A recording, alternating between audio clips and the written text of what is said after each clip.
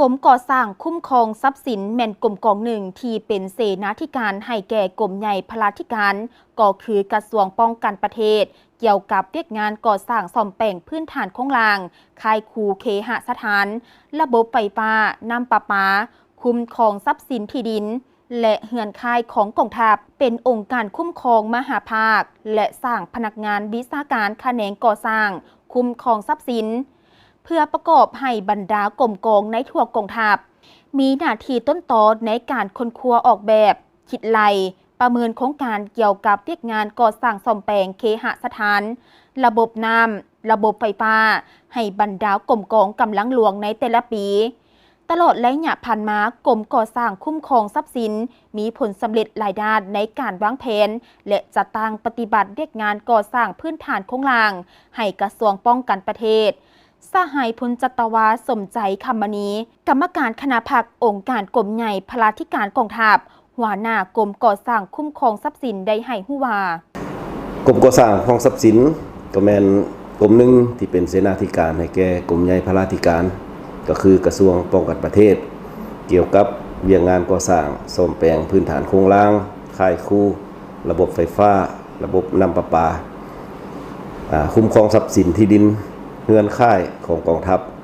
เป็นองค์การคุ้มครองมหาภาคและการสร้างพนักงานแขนงก่อสร้างคุ้มครองทรัพย์สิน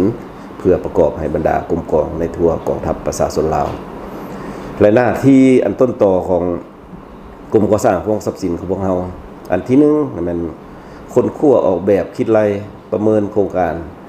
เพื่อสั่งรวมแผนการและการลงทุนของรัฐเกี่ยวกับเวียกงานก่อสร้างซ่อมแปลงเคหสถาน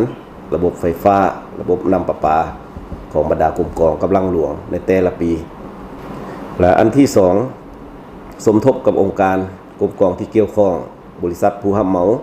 ประกอบเอกสารชำระให้โครงการให้มันถูกต้องตามระเบียบการ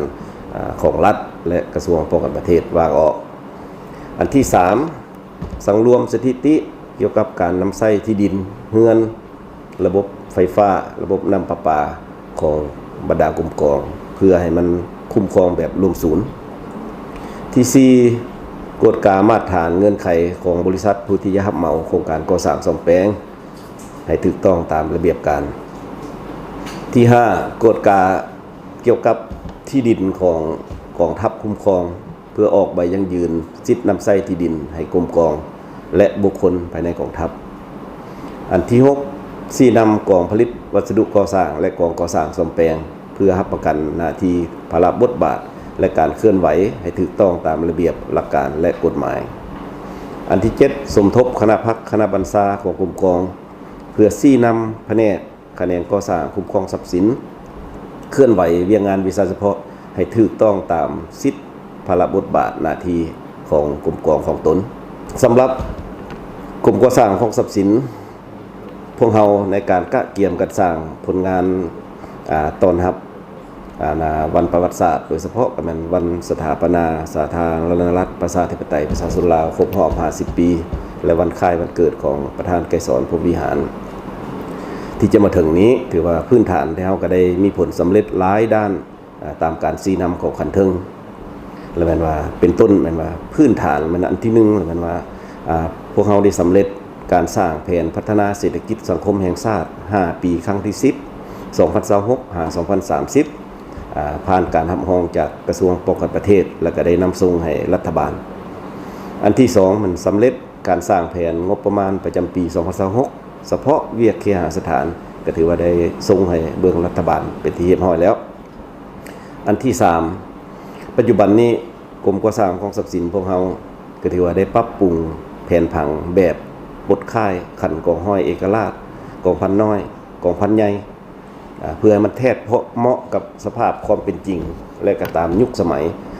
สำหรับการก่อสร้างบำรุงพนักงานวิชาการเป็นต้นต่อก็ถือว่าเป็นวิเวียกงานต้นต่อและสำคัญกว่าหมู่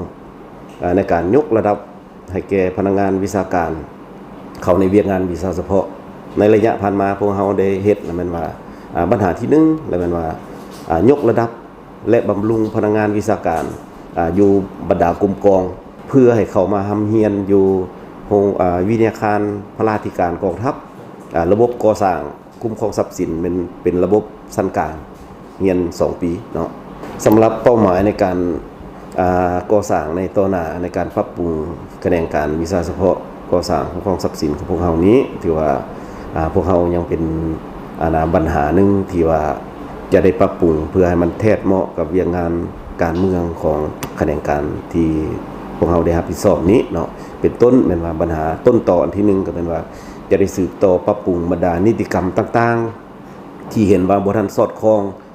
เป็นต้นเป็นนิติกรรมเกี่ยวกับการคุ้มครองและการนำใช้ไฟฟ้าน้ำประปา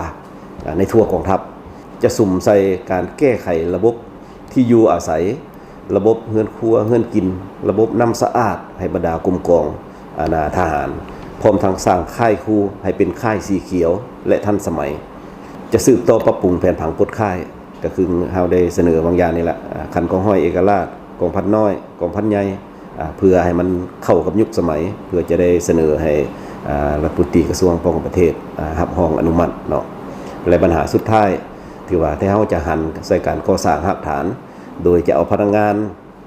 วิชาการที่มีความรู้ความสามารถอยู่ใน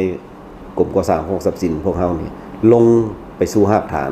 โดยเฉพาะไปชี้นำแผนกก่อสร้างแผนกก่อสร้างของบรรดากำลังหลวงและกำลังท้องถิ่นและจะดึงเอาบรรดาพนักงานวิชาการอยู่กรมกองผู้ที่มีความรู้ความสามารถมาซับเปลี่ยนกันโดยเฉพาะมันว่าปฏิบัติตามข้อกำหนดของกระทรวงป้องกันประเทศ